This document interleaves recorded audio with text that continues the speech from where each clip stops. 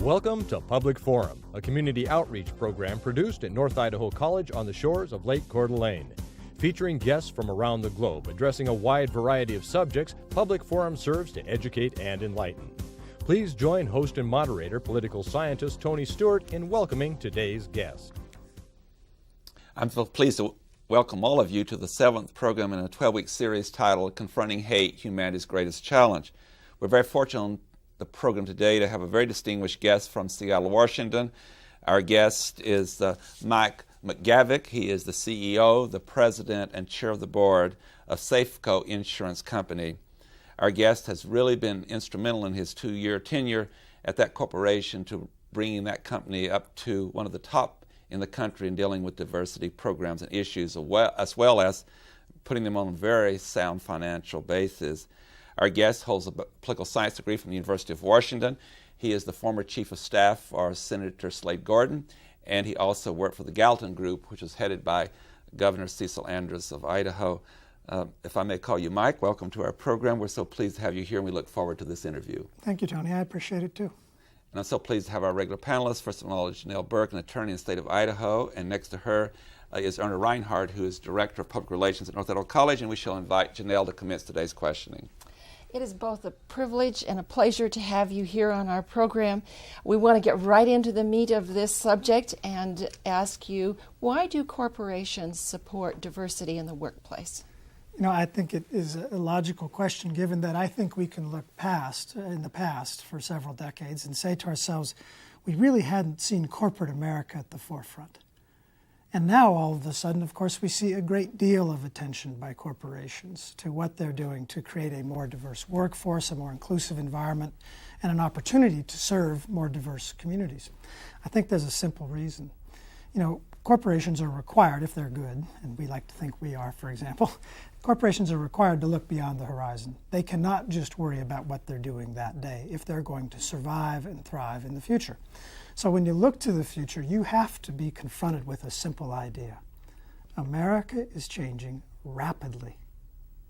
And if you wish to serve a vast preponderance of Americans, you cannot just choose one kind of American to serve. You are going to have to open your mind to the idea that there are going to be very diverse constituencies you will need to serve well. Once you realize that, you had better pay attention to how it is that your products, your services, your people are inclusive, diverse, reflect that coming diversity so that you can all hope to serve it. So I think it's become, in essence, a matter of corporate survival to understand that this is what we must work on. Thank you. Erna Reinhardt. Mike, tell us a little bit about how your corporation, how the Safeco Corporation went about developing its diversity program, and then how you carry that out and how you incorporate that amongst your employees. You know, it's one of the most important ideas I think that we may have done well, and you know, we hope so, is that we believe that this just couldn't come from the top. While it was very important that I demonstrate commitment, because if you don't have the top involved, you can't get it done. Corporations work that way. But at the same time, the practical ideas that could bring about change weren't going to be invented from on high. These were going to have to come from the ground up, from amongst our co-workers themselves, because they're on the front lines. They know what it's like to work with customers. They have to inform us what ideas will really move us forward. So what we did at Safeco is we created a diversity advisory group. And this group was self-nominated from throughout the country. So whatever people were interested in these topics, whatever their backgrounds were that gave them an interest, they were able to raise their hand and volunteer to work on what would be the strategies that would propel the company forward. This does a couple of things. First of all, it makes sure the ideas have real relevance to daily work. So it's not just pie in the sky. It's things people are really working on because the people who bring them in are actually working on the projects. The second thing, of course, it says to the workforce, we're in this together. You know, this isn't just some, top floor initiative. This is all of us working on this from the ground up. And it allowed people who have passion around the issue to work on the issue, on their own ideas. And we wound up with a remarkably, as you would expect, diverse group. A very diverse group. And we said, you need to hash this out.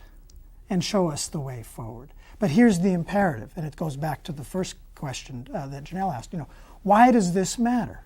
And all we laid out is we have to get there. We have to reflect the America we seek to sell to if we will succeed in serving it.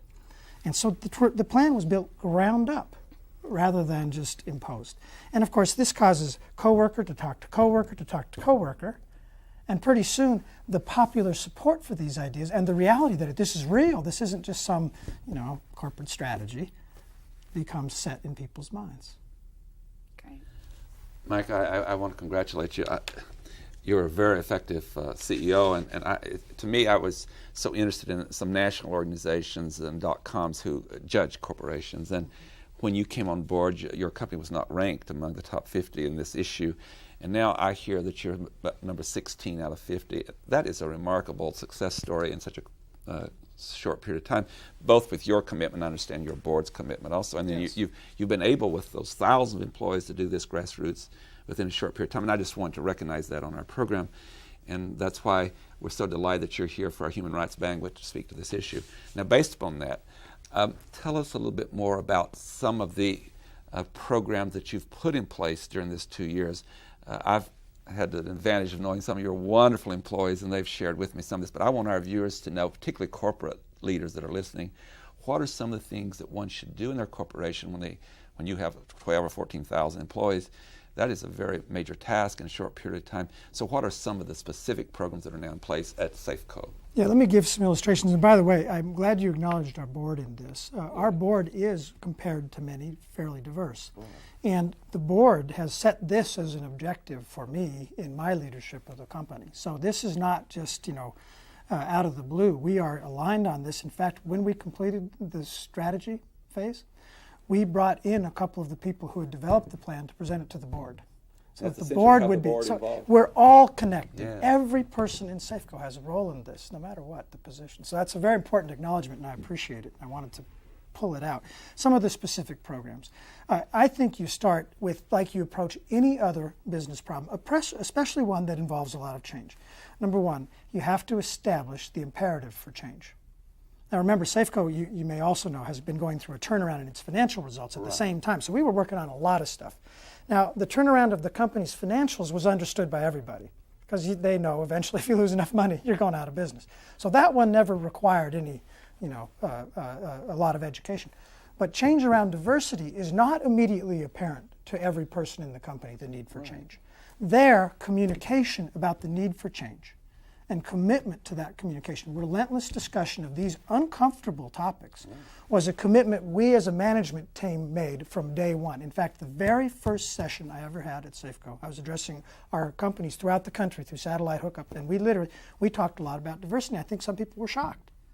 Here we've got a company failing. Why are we talking about this? So number one, a commitment to relentless communication to make sure people understand the business imperative, not just a good thing to do, something we must do to survive as a company. That opens people's minds to the fact that there will need to be change. So that's the first thing. Second thing is bring about focus on the ideas at heart. And focus in corporations comes from a couple of things. Of course, partly it's what leadership says is important, because corporations do kind of follow their leaders. But you also have to show in very specific ways what's changing. So for example, with our senior leadership group, a portion of their compensation is tied to their driving of the diversity initiatives, which we measure by some fairly obvious things. Are we increasing employees of color, particularly the retention of employees of color, because that was a place where Safeco wasn't strong? Are we increasing women and diversity in our leadership groups? Are we seeing people breaking through some of the historic sort of layer-based barriers? Our co-workers are compensated in part by whether that happens. And in a corporation, it's perhaps just a truth that what you compensate, you get. We then said, let's be practical about this. We are not going to adopt precise, quotas and that sort of thing. We'll just say we need to reflect America. And we can look at ourselves and know we don't. So what we did was we set standards for the improvement over a period of time. And we said, you can't fill a job. This is just, and by the way, this is not earth-shattering. This is just practical.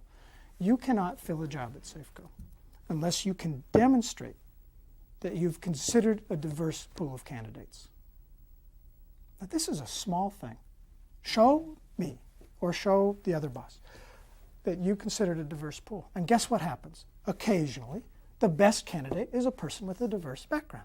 Isn't that astonishing? But if you never look at a diverse pool, how are you going to find that person? Right. We tend to be more comfortable with those most like ourselves.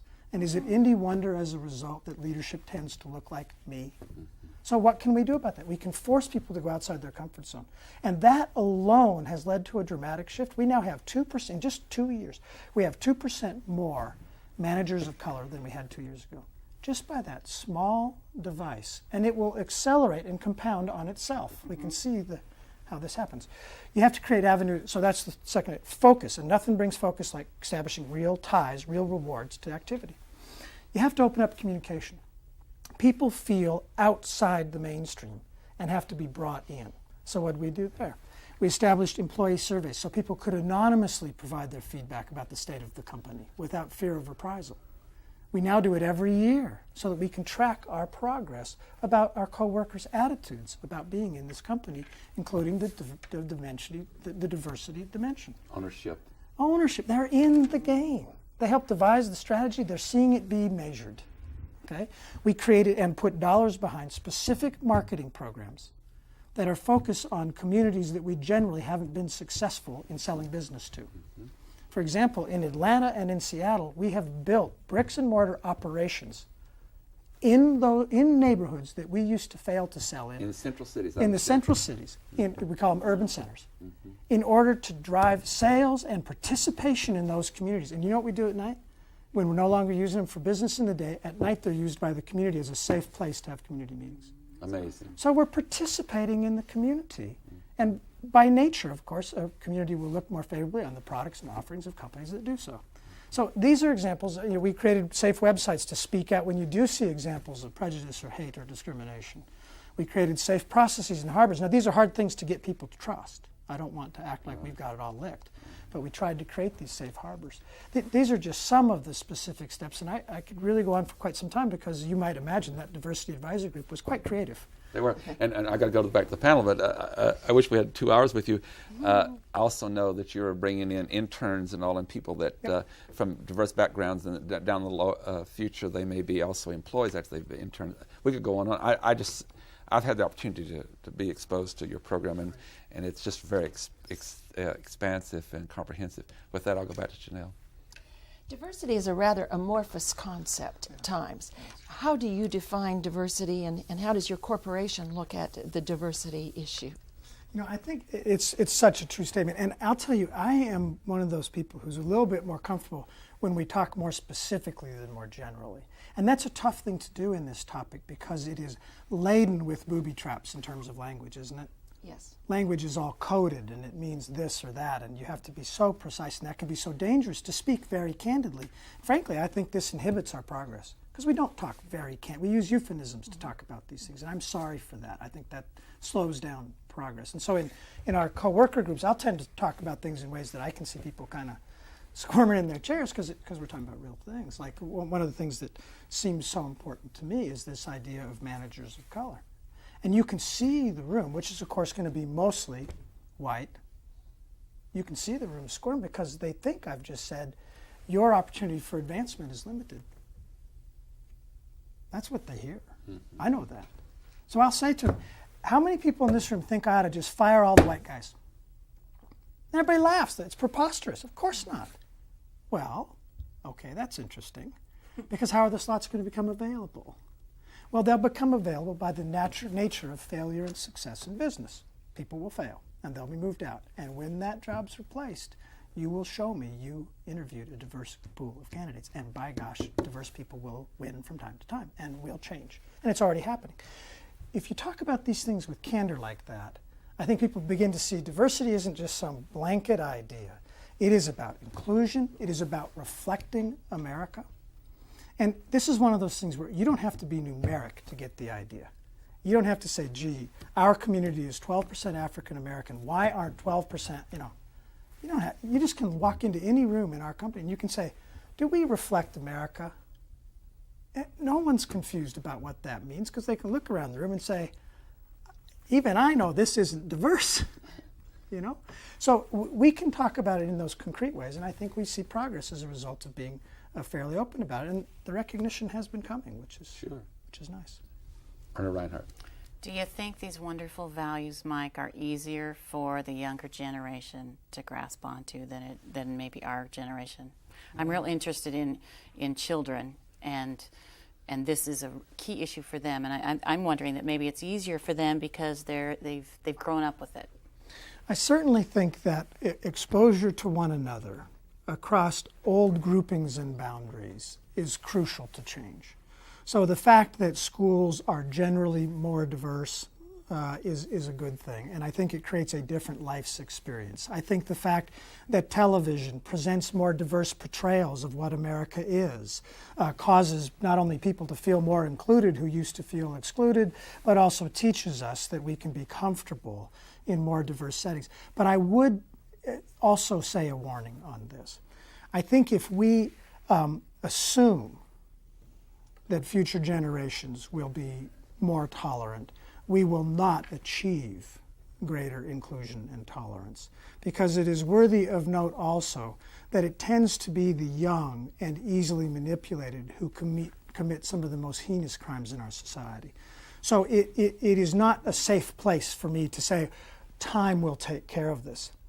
I think we have to be really vigilant in how we think about educating and how we think about selecting people to be leaders and how we create systems that require continuing attention to this topic. I'm so glad we had a chance to talk before the program. I'm not trying to make you just feel good, but I am terribly impressed with your thinking processes about what we're concerned about, and this symposium's been about confronting hate. So my next two questions will evolve around that, and you articulated so well before the program. First of all, you indicated to us that, and if we go back to the Truman administration and the Eisenhower administration, one Democrat, one Republican, those two presidents led us into something very important, that is in the military. Yes. They brought change. They integrated the military, and so at least from the racial perspective, they were the leaders. Now there's another change, and I'm so happy to hear you say this because from my limited experience, I was seeing particularly corporate America as the new leader, the new institution to say about change. So would you articulate for us this, what the military did and now what you think corporate America is doing? I do, as you know from our prior discussion. This is what I believe. In essence, your analogy, I think, is almost perfect. Although in the issue of the military, it was really one dimension of diversity, and that was race. Right.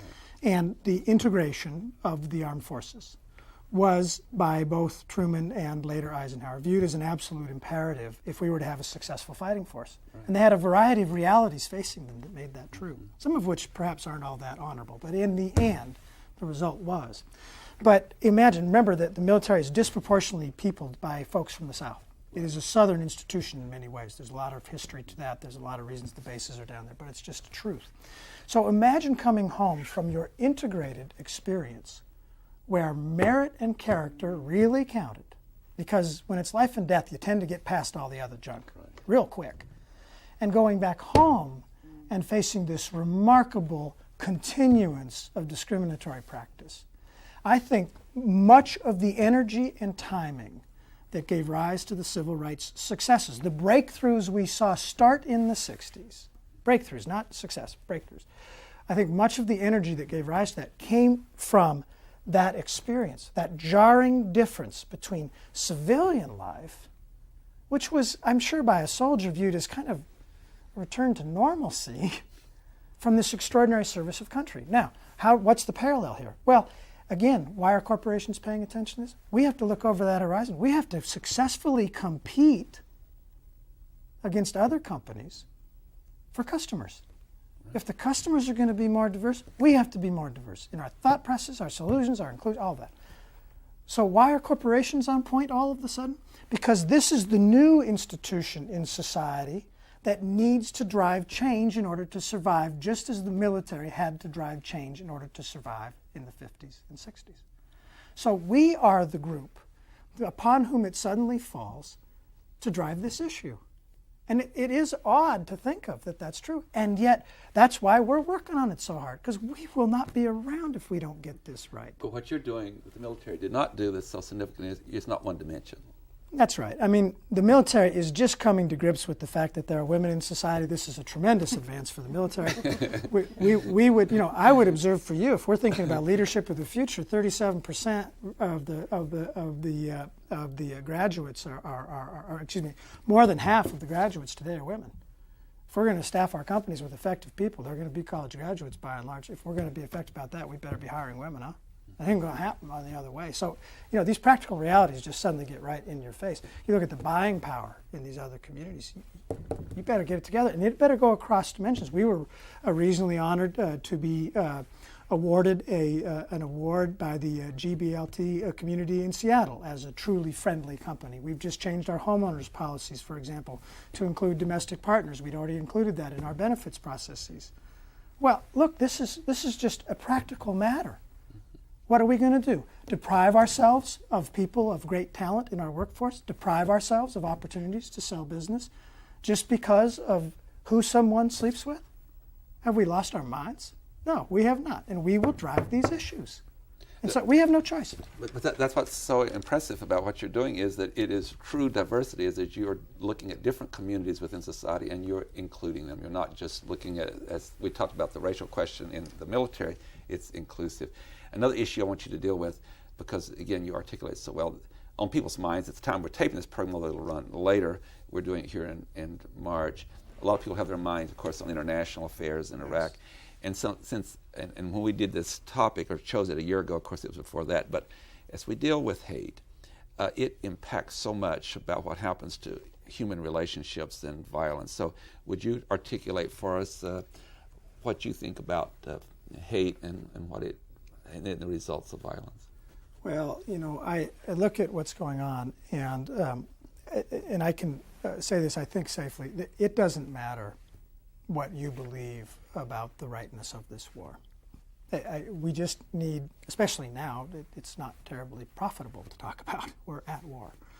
And I think the thing to concentrate on now and the lessons to draw out for the future are that you cannot help, as you watch this thing 24/7, grind away on the television, you cannot help but be affected by witnessing violence. It doesn't matter whether you think this war is a just war, a right war, or not. It affects you as a human. It is unsettling, it is uncomfortable, it is awful.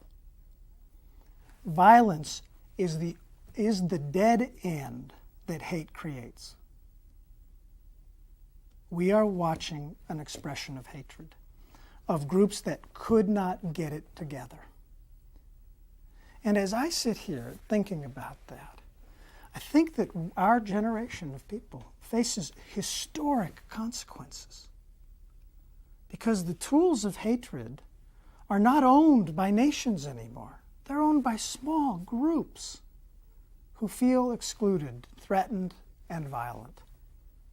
If we're going to disarm those kinds of people, it won't be through violence. It will be by changing hearts and opening hearts. So as I watch what's going on, the critical question to me is, as this ends and as it deepens hatred, because it will, we knew that as a cost going in, I have to believe, we had better be concentrating on how it is we learn to bridge hate. The consequences for humanity, for America, for our communities, has never been higher because the separation among groups is on display and it cannot be put back in the bottle in terms of the technology of violence being more effective than ever before and less controllable than ever before.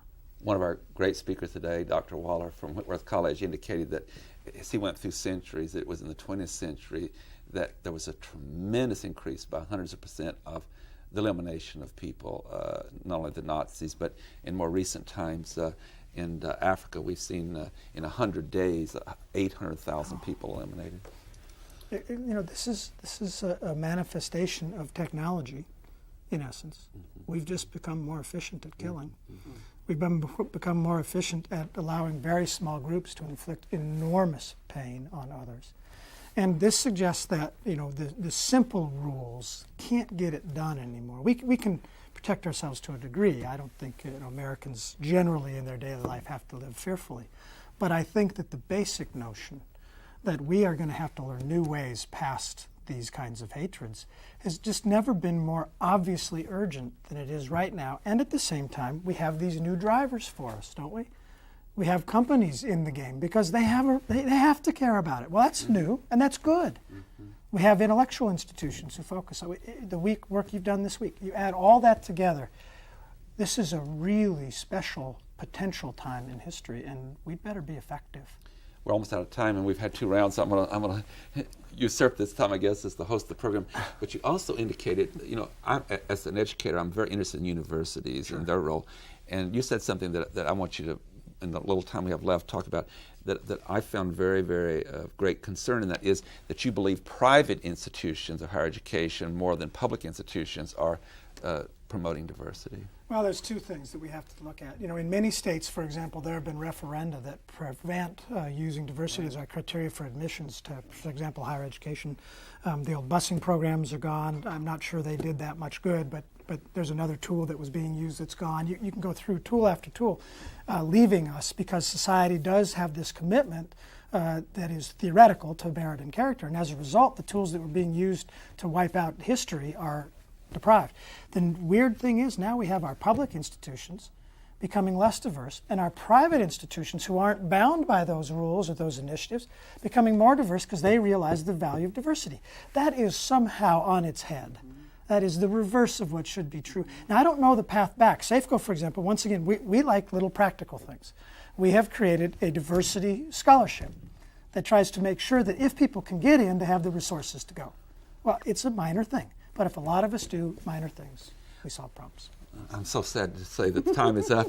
I want to say to Mike McGavick that I've been doing this show for 31 years, and this is one of the most inspiring programs I've done in that time. You are just so excellent in articulating what is really, really important to our future, and we thank you very much. Well, thank you all. And I know the panel joins me in that. Ladies and gentlemen, we have been so inspired by our guest today, and we invite you to be with us again next week, and we're going to continue this discussion of confronting hate with another guest. Until then, please have a good week. I am Tony Stewart.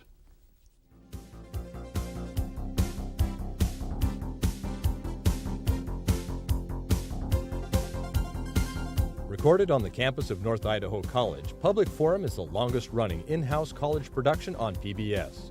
Each episode is pre-recorded live and is an educational outreach from North Idaho College. Please join us at this same time next week for another edition of Public Forum on this public television station.